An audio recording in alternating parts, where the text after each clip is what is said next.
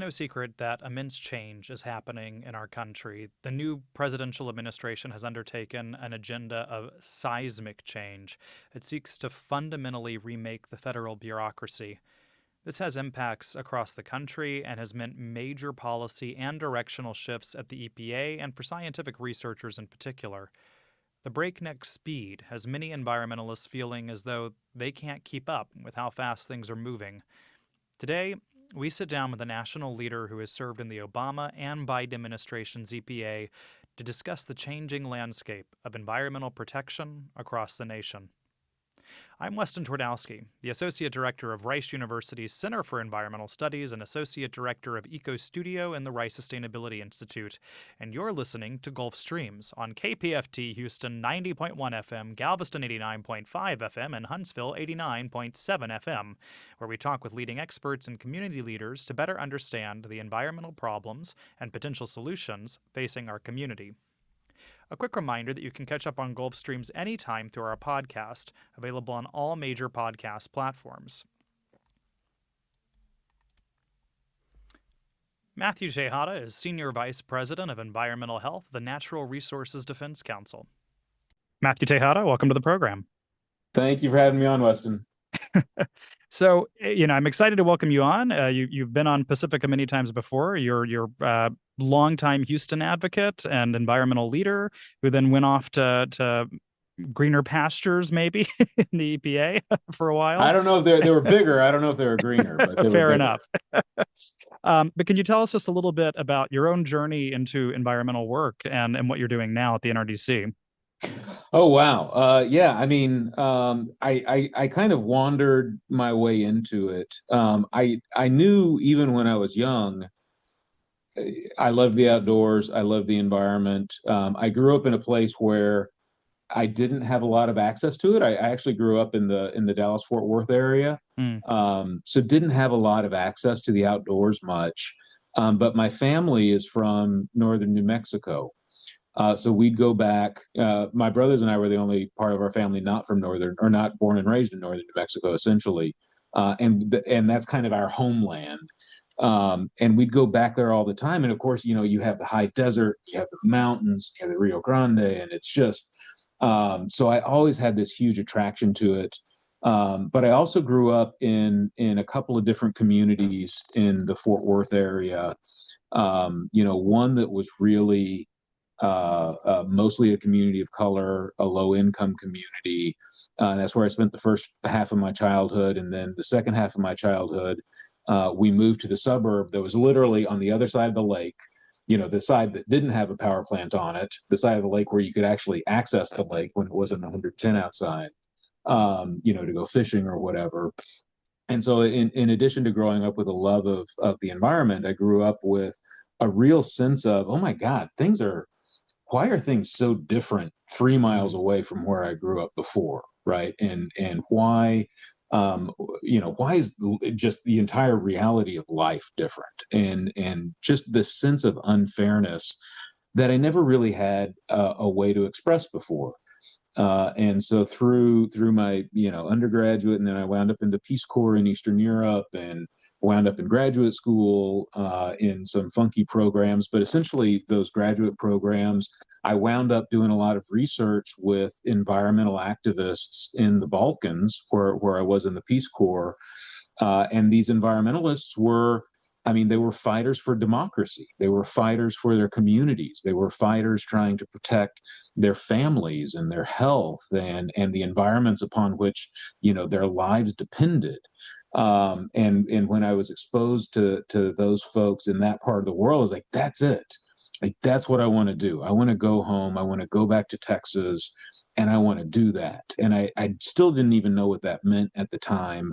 So moved back to Texas and then wound up got noticed by some folks that were on the board of this little organization in Houston. At that time, it was called the Galveston Houston Association for Smog Prevention, or GASP, and it was struggling to find somebody to take it over. It was, imminently going to shut down.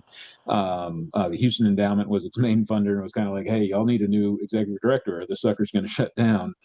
So they took a huge gamble on me at the time. I had not run a nonprofit. I didn't have really any experience at it, but they took took a flyer on me, and I hope folks would say it paid off. It is now Air Alliance Houston. It's still, kicking butt in the Houston region. I'm so proud of everything they do and the people that work for it.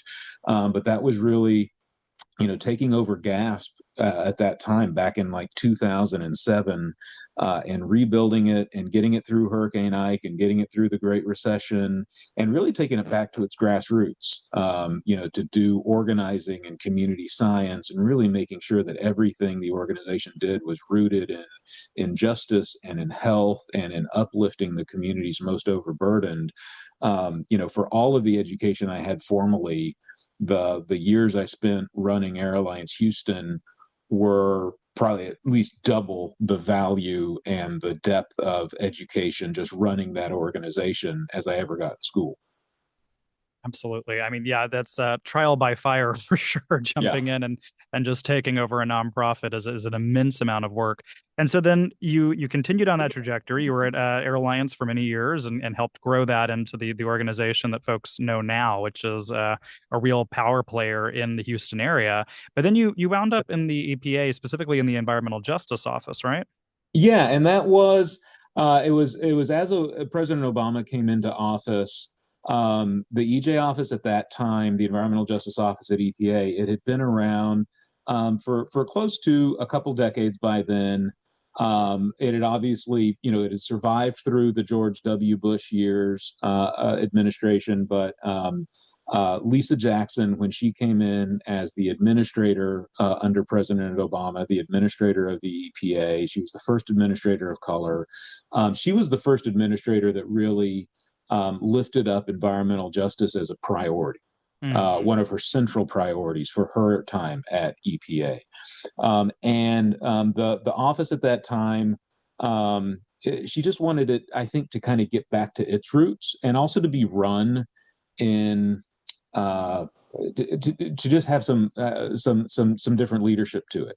They wanted somebody who had turned an organization around and kind of taken it back to its roots and rebuilt an organization. They also wanted someone who'd been doing that at the grassroots community level.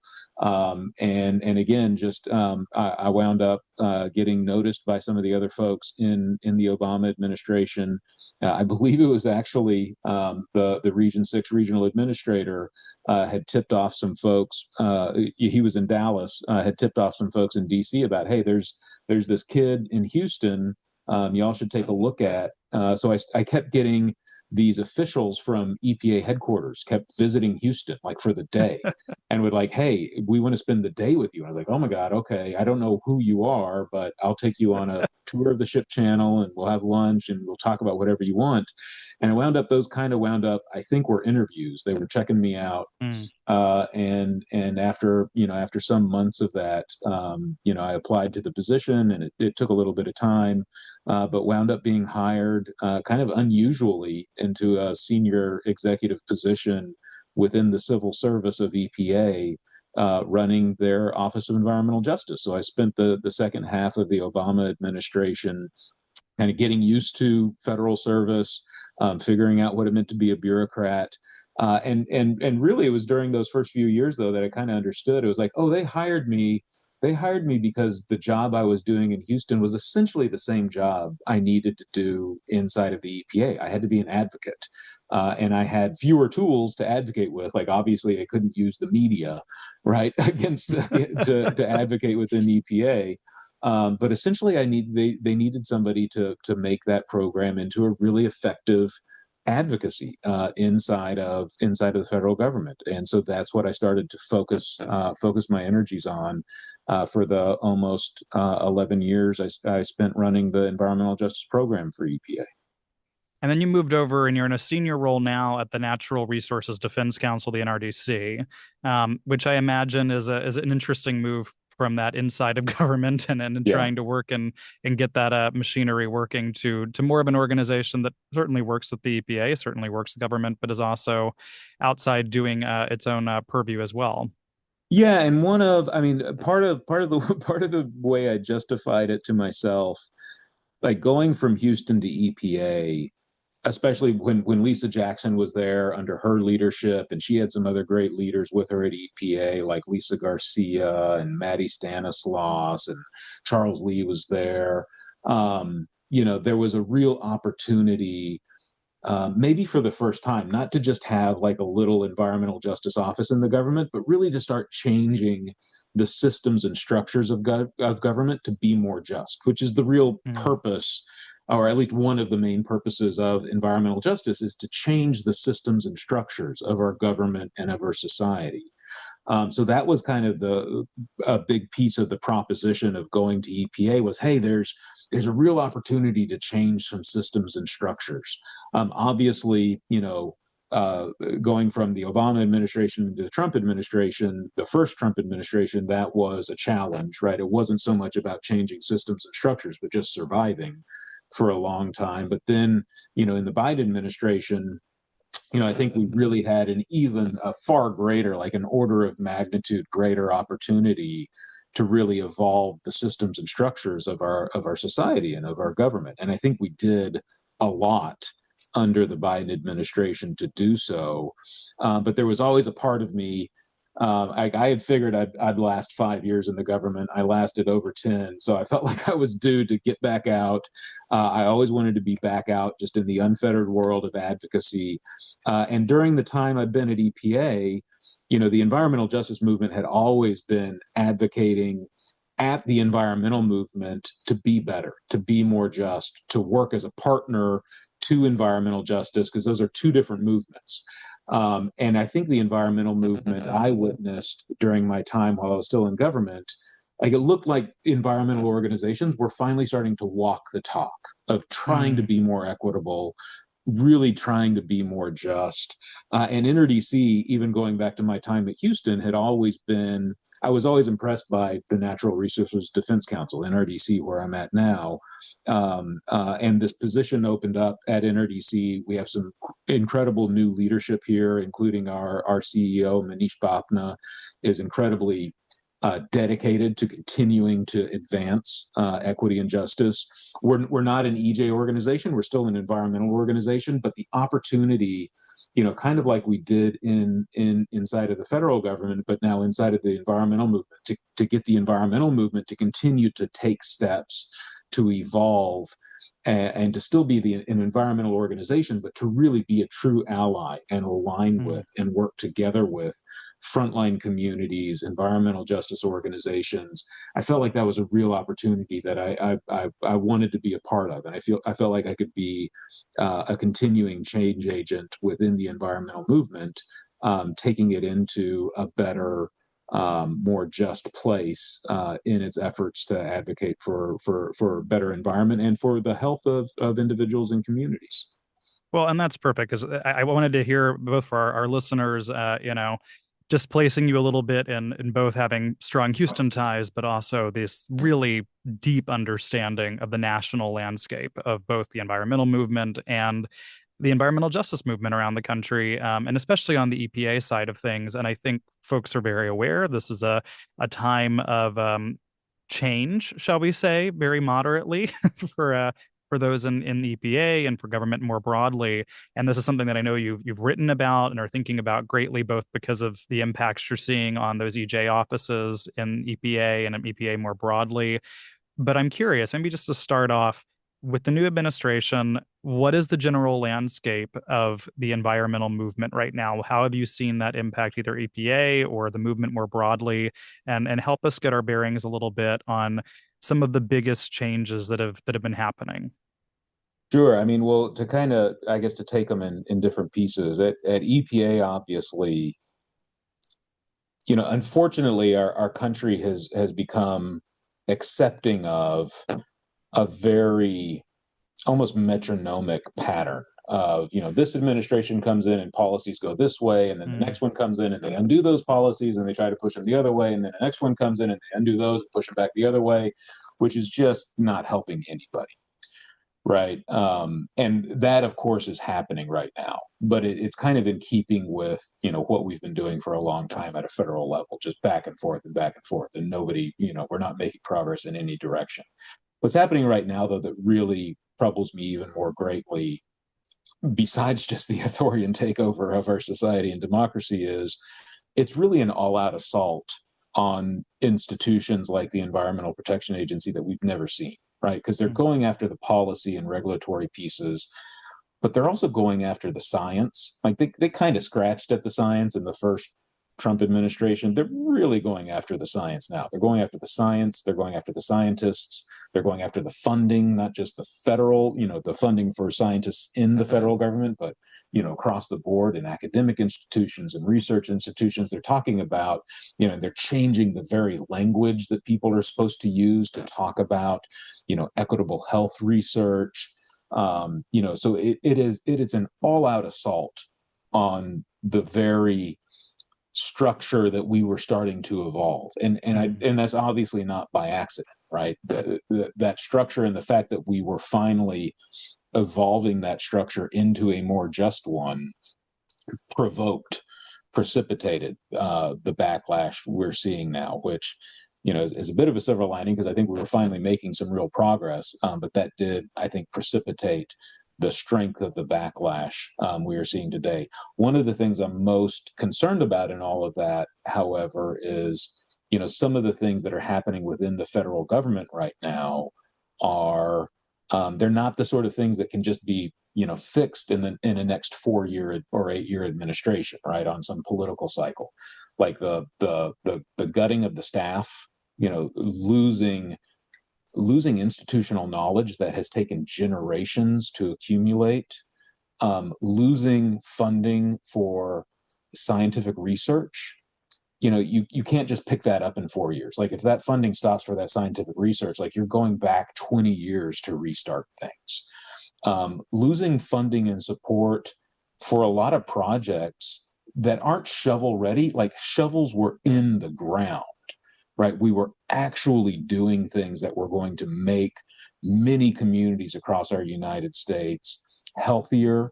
We were actual projects in the ground that were going to make them more resilient to climate disasters. Like, that's stopped in its tracks right now, right? Even as, litigation and court cases are going on, whatever else, it's stopped. And you can't just restart those projects, right? Like, cities, counties, municipal planning organizations, community organizations are out there. They're firing people.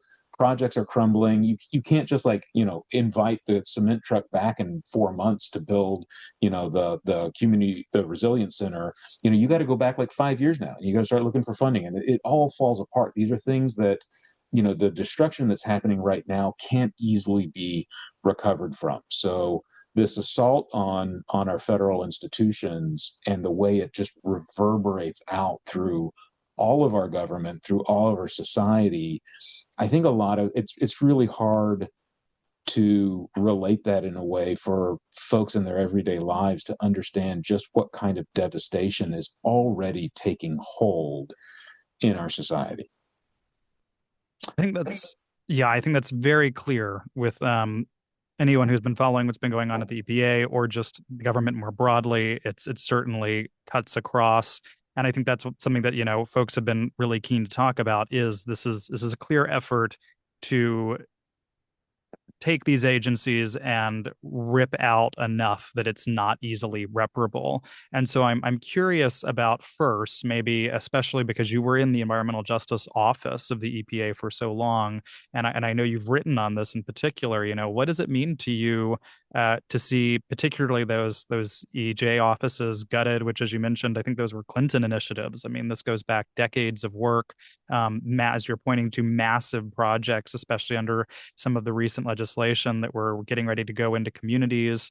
And so maybe what are we losing, but also what does that mean more broadly in terms of how folks are navigating this upending of the expected research and resources and community improvement that they were looking to see in their neighborhoods? I mean, it is heartbreaking, and it actually goes back before Clinton. It was actually George H.W. Bush and Administrator William Riley, who back in 1991, 1992, as a result of a lot of advocacy from environmental justice community leaders across the United States, and also its own, advocates within EPA, like Dr. Clarice Gaylord, who was the first director of that office and really advocated from inside of the government, along with other folks, that Um, it was an acknowledgement, even back then under a conservative administration, that, hey, there's communities out there that aren't getting protected. And, what do we do about that? And they didn't know what to do about it, but it was at least an acknowledgement in 1992 that EPA wasn't serving everyone. Mm. It's the unfinished business of EPA. EPA, I would argue, has had tremendous success at cleaning up the air, water, and land across the United States since it was founded in 1970, but it hasn't for some, and for some, it's even made it worse. Right. So how do we now look at evolving EPA's mission, and really the mission of all of the federal government, to serve first those communities that have been left behind? And that doesn't mean doing something extra special for them to give them something that other communities don't have. It's to give them those things that other communities have already attained. It's to bring them up, to catch them up to that place, right? And to do so in a way that they never fall behind again, that those disparities, those lack of access, the lack of protection, the lack of health care, that those things don't happen again. That's what we're trying to achieve here. So in one way, losing the years of effort and progress and just the structures that had been created, the staff, the grant programs, the National Environmental Justice Advisory Council, tools like EJ Screen, it's gutting in a way. However, and this is, I'm trying to see the positive here. It's also an acknowledgement that we reached a high watermark in terms of the sort of structural context in which we were operating inside of the federal government. And we're going to have a chance to come back to this. Like everyone, nobody has any doubt. We're going to come back to doing equity and justice work. There's going to be a lot of lessons we learned from the 30 some odd years that we were doing it in the federal government. But we're going to have to come back at it in a different way. Specifically, like just look at some of the things that happened in the previous administration, right? We had all of this funding for actually doing projects on the ground, but that funding was achieved through a reconciliation package, right? It was not a piece of legislation.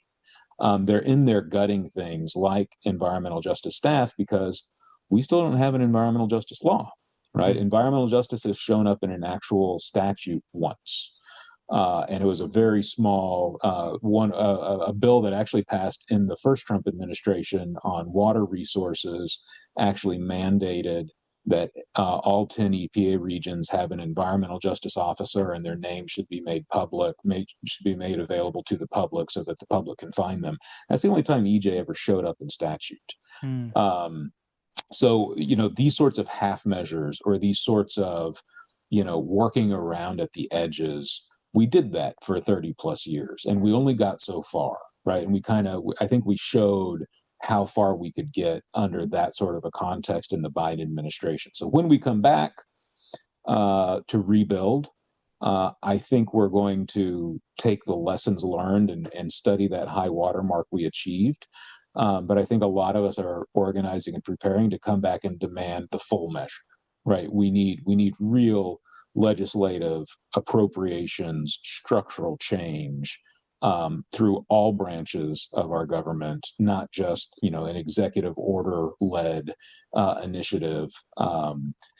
So I think we will be coming back at it in the near future, to really stand fully in the light of equity and justice and what really needs to happen in all levels of our government for our society to once again make progress towards being one of equality. I'm curious about, because I don't want to silver lining the dismantling of our government more broadly. I got to be hopeful. I got to put some hope out there. But I am curious because I do think, the reality of the situation is, assuming in any number of years there's administrative change and there is an administration that comes in that does want to build on the role of government and wants to reestablish these institutions that have done the work of government for so long. If we play the pure speculative game for a minute, and you came back in and you were invited to be director of the EPA, what does rebuilding that look like? What are the priorities for you then that you think would make the EPA a more amenable institution to those different parties that you're addressing have not been looked on and have not been had necessarily had the care of the EPA for so long. And some of that work, of course, came through the environmental justice offices. But how does remaking the EPA, when folks are able to take that helm again and take the charge of doing the work of government, what are some of the steps we should look for to make an EPA that serves all Americans better? Yeah, I mean, I think whoever takes over EPA after this administration, I mean, just the healing of the institution has got to be the first order of business, right? There's such trauma happening inside of our government right now, to the systems and to the institutions and the processes, but also to the people. And that's one of the things I'm most worried about. Again, with a lot of just such institutional knowledge leaving, but also just the ability. The government relies on attracting the best of us to be civil servants, which I know a lot of people look at that as like, well, those are cushy jobs, and it's just a bunch of bureaucrats laying around, which it's hard to communicate to folks who haven't served in government positions the reality of what those jobs are. And I'm not trying to, pretend that it's the worst job in the world, but it is service. It is a public service. And especially at EPA, it is a very passion-driven organization. People don't work at EPA because they wanted a cushy federal job. People work at EPA because they want to make things better. They want to make people better. They want to make our environment cleaner. They want to serve our country. It is a very passion-driven organization. And, trying to attract the best of our society to come back into civil service after the real horrific treatment it's receiving right now is going to be a challenge. So I think that's going to be a big thing that EPA is going to have to focus on to come out of this time we're in right now. One of the other things, though, that I think has to really be a focus is it's clear right now with what's going on that there are extensive concerns across our country about how people's health is being affected, about how children are growing up and the sort of impacts that are happening on children's health, the sort of risks that are all around us, right? From the water we drink to the food we eat to the medicines we use, the air we breathe. And people are taking advantage of that right now, right? They are making people question science and good data.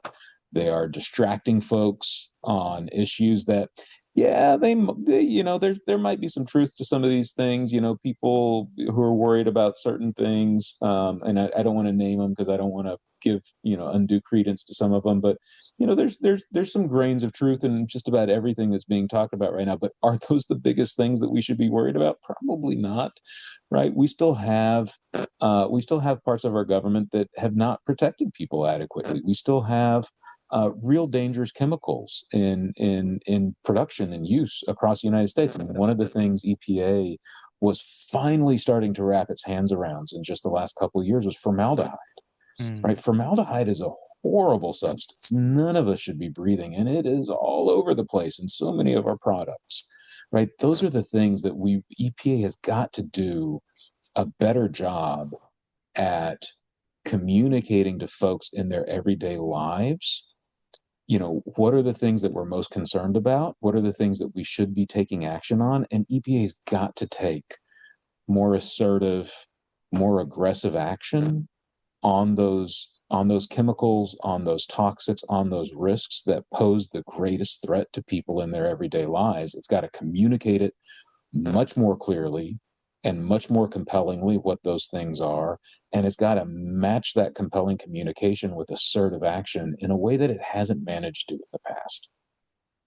I completely agree. I think that's one of the main things I was actually going to ask you about is, I mean, I think that communication piece of EPA, of really knowing what these threats are. And I think that's something that, a lot of my colleagues and I are concerned about are what hazards, what threats are we going to be more exposed to, and should folks be aware of? And are there resources, are there ways for them to prepare themselves in the absence, which, can be argued that the EPA has not done a good enough job in the past of educating folks on some of those challenges as it is.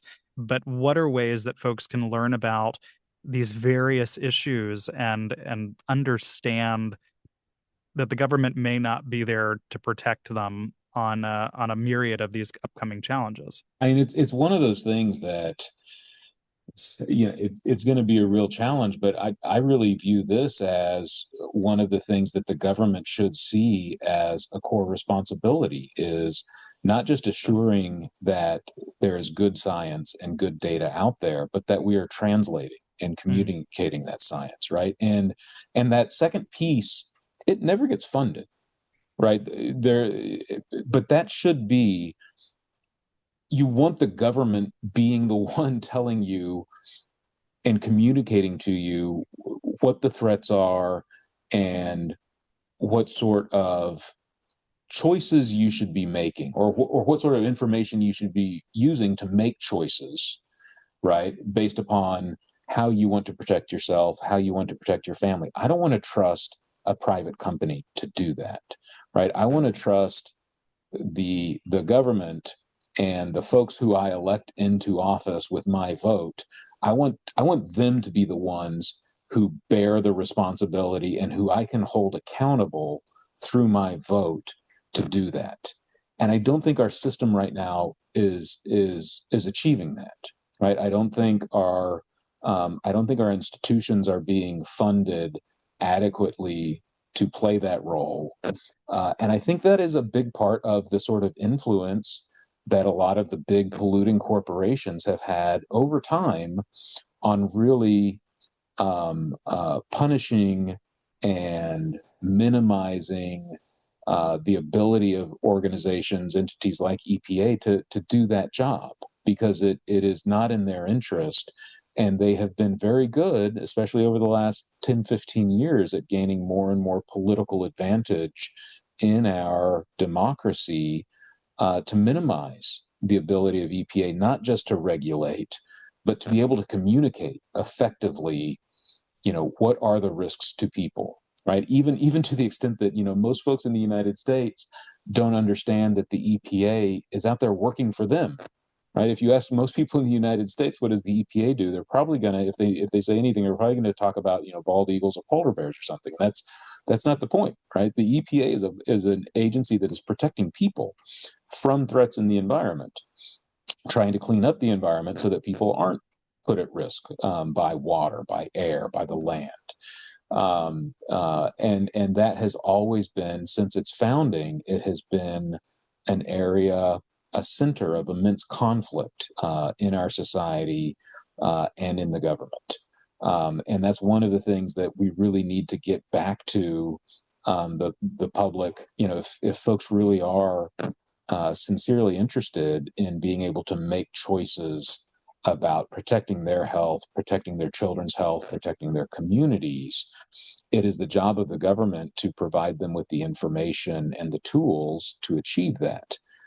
And that is something that has grown further distant from the reality for a very long time in our country.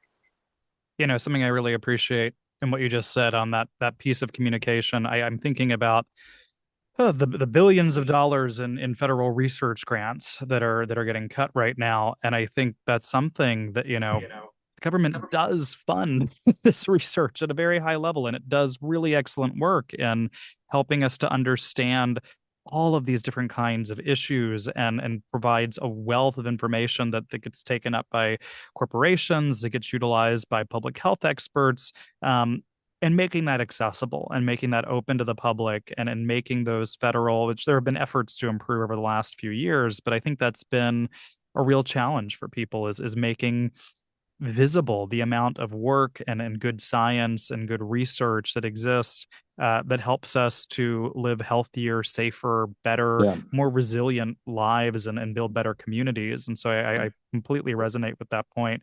I know we're starting to run towards the edge of our time, but you're a national thought leader in the environmental movement and where the environmental movement is going. And in this time of change, I'm curious about what you think environmentalists, maybe EJ leaders should be doing, can be doing, and need to step up for communities. What are the steps ahead as we continue in a new world where the government is going to be playing less of a role in administering many of these environmental challenges and threats?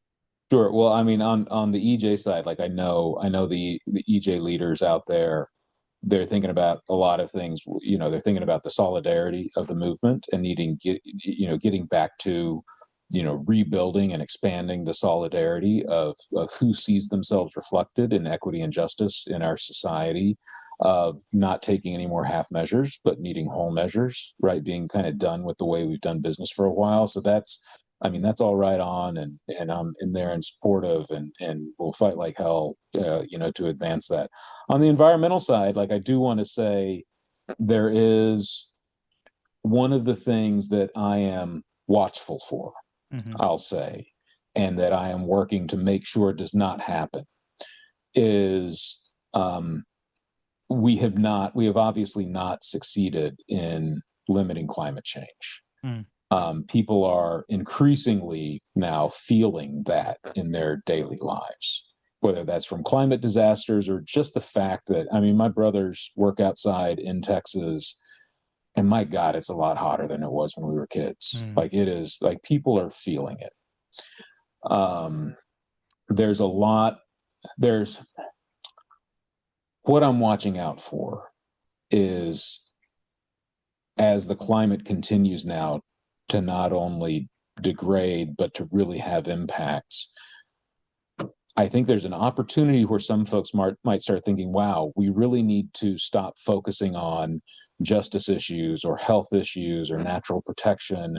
Like we just gotta attack carbon dioxide and methane and other greenhouse gases, all other things be damned. Which I hope, and I do not believe will, be where the environmental movement goes, because that is a failed strategy. That is the part of the strategy, I would argue, is the reason why climate activism was not successful for a very long time, because it wasn't rooted in the experiences, the realities, the lives of folks in their everyday places, in their communities, in their families. So I hope that even as we look at the increasing changes to our climate, the setback we're obviously going to experience in this country over the next several years, that we continue to hold fast to our values, to the need to operate broadly, working with environmental justice, working with other coalitions in our greater community on housing, on transportation, on healthcare, that really should have and see alignment with the environmental movement on things like attacking climate change, that we will work to broaden our tent and not narrow it around issues of solely being interested in climate mitigation. So that is one of the things that right now I am watchful for, and there are a lot of folks working to make sure that the environmental movement stays true to its values in this time of incredible challenge, and that we emerge from this stronger and even more determined to take on these challenges together.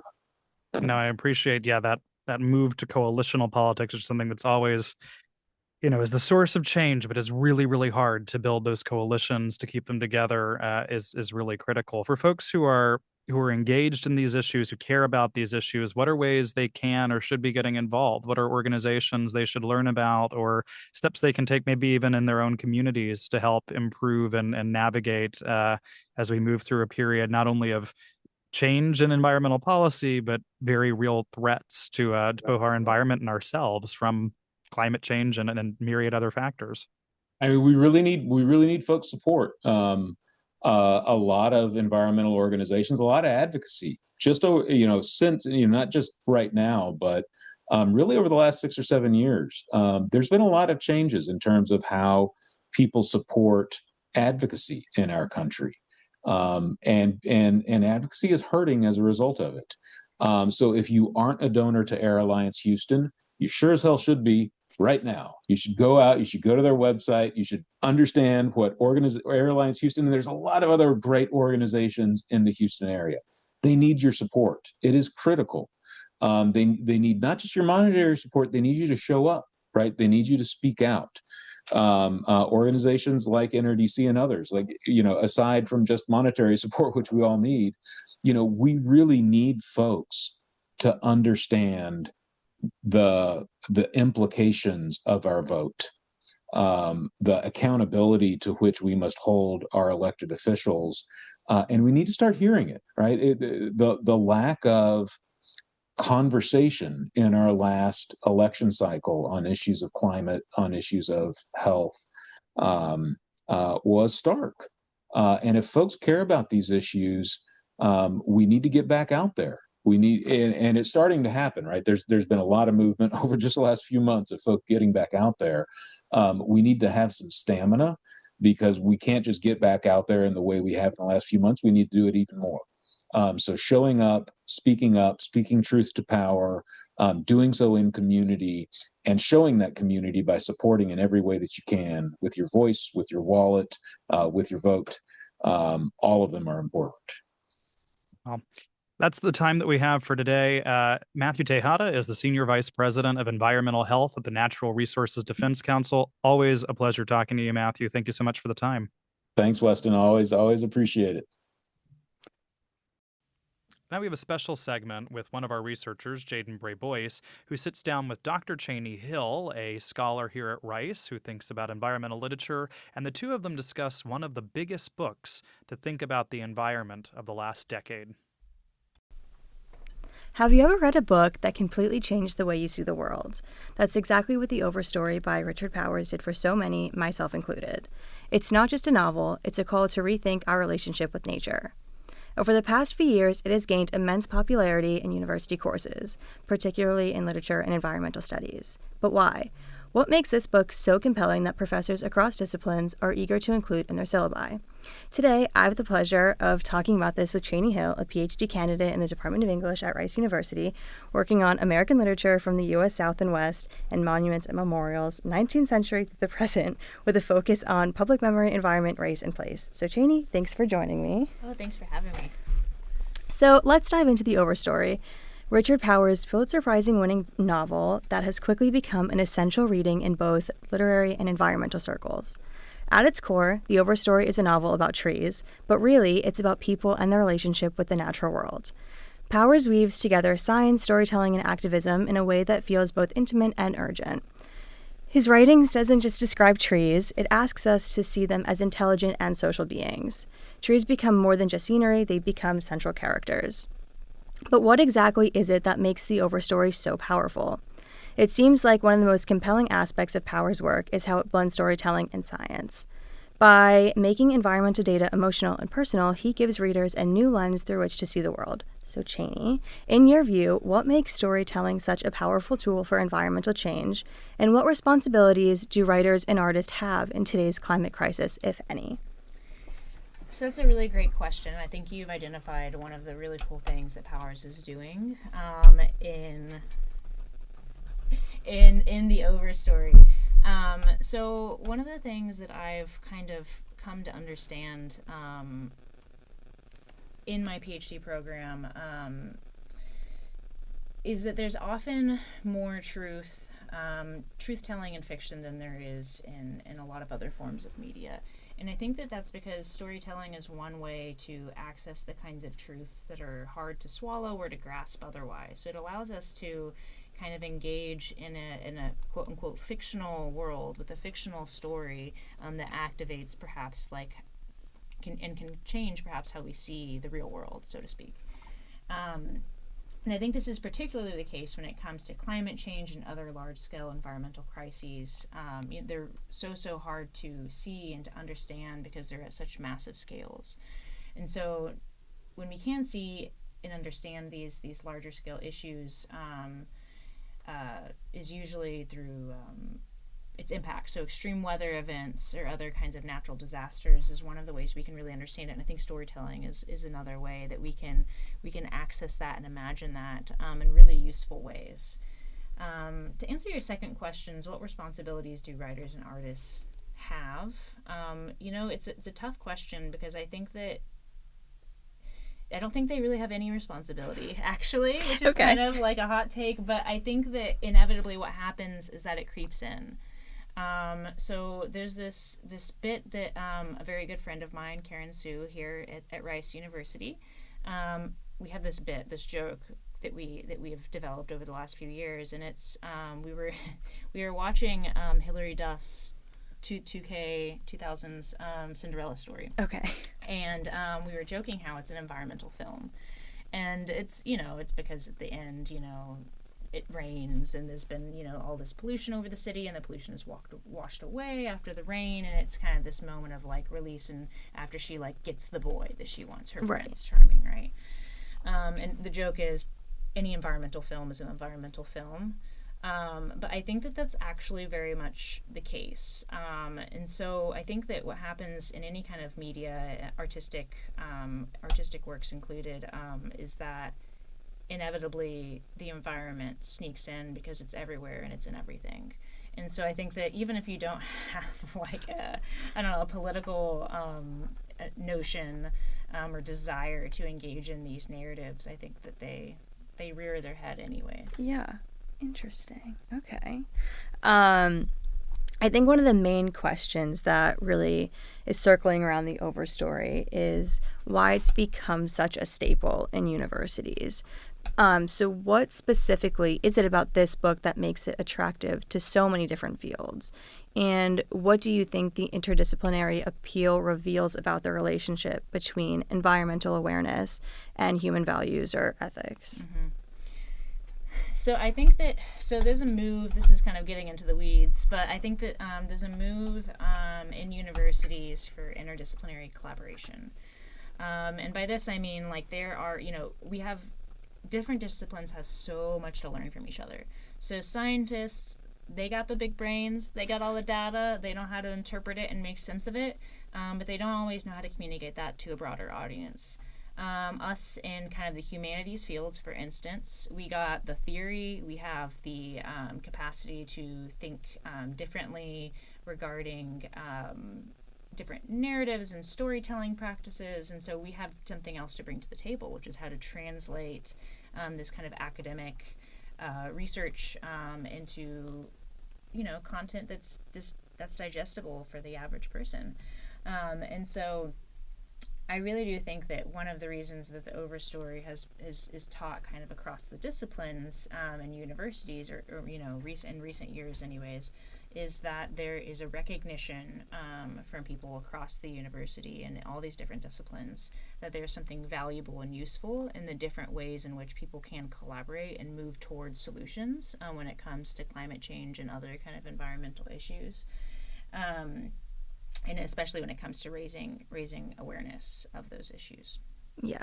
I think it also has something to do with the Overstory kind of holding us accountable for automatically thinking about humans being completely separate from nature.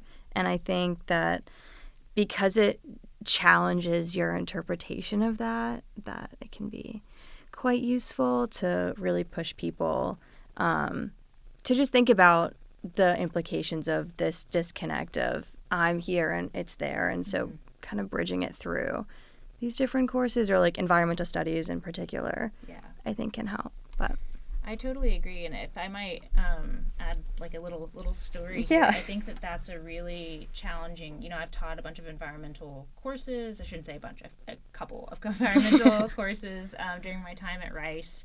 And have talked with a lot of students who come from all over the U.S., from international places, and that's one of the things that a lot of students, I think, have a hard time with, is understanding the enmeshment that is actually already always in place. And I think the Overstory does a really fantastic job of making that really visible and palpable, and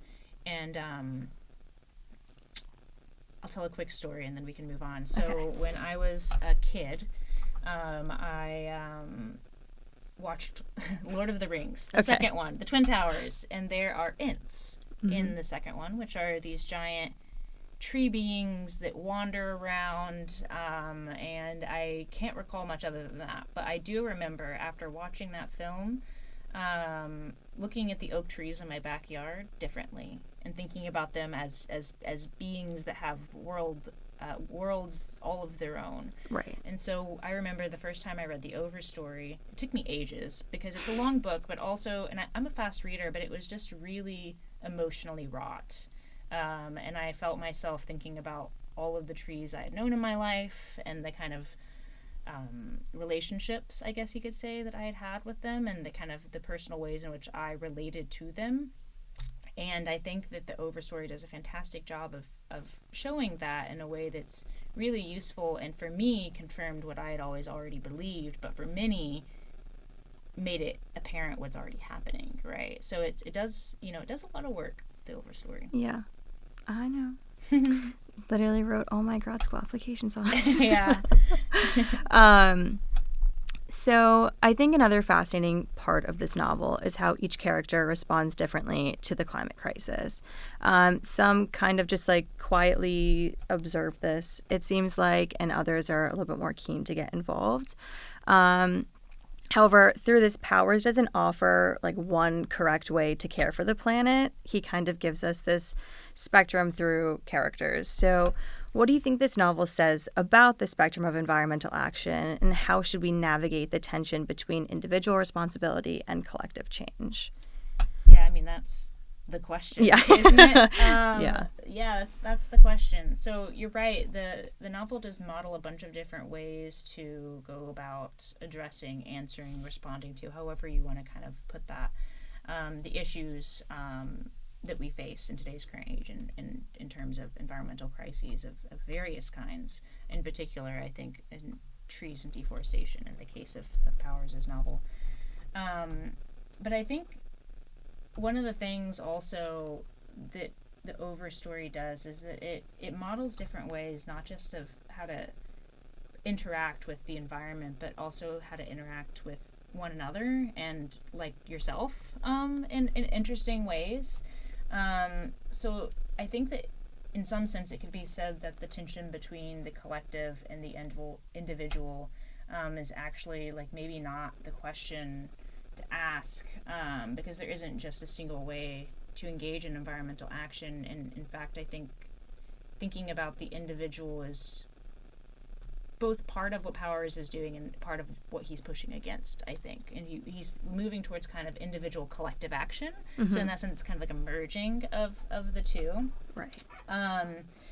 Personally, I'm a firm believer, and I've told many students this in many of my classes, that I believe in local action that has rippling effects. So it's multi-pronged, grassroots, local action, right? And then collectively, that kind of action can have larger systemic impacts. So it's not just from one response.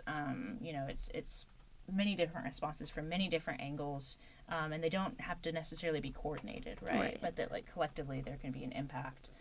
That being said, I do think much of what is having the largest negative impact on issues of climate change and environmental disaster and other kinds of environmental injustice more broadly, is that the events are being caused by things that are beyond the individual. They're systemic, they're long-standing, and the goal is, of course, like not to get too caught up in that, and that's why, and not to get go into what people sometimes refer to as eco grief, right? Right. So I think that one of the key things here is to remember to embed yourself in your local communities, into local groups, and do what you can to make a change, and not get caught up in all the other stuff. Yeah. No, I think that's a good point, because I think, at least I could speak from personal experience, you kind of grapple with is going to a protest or planting a tree or having a little herb garden enough, and there's not like a clear answer that lets us know, is this good for the environment? Is this really beneficial? Am I like wasting my time here? Like, and I think I was hoping for a little more closure at the end of the book.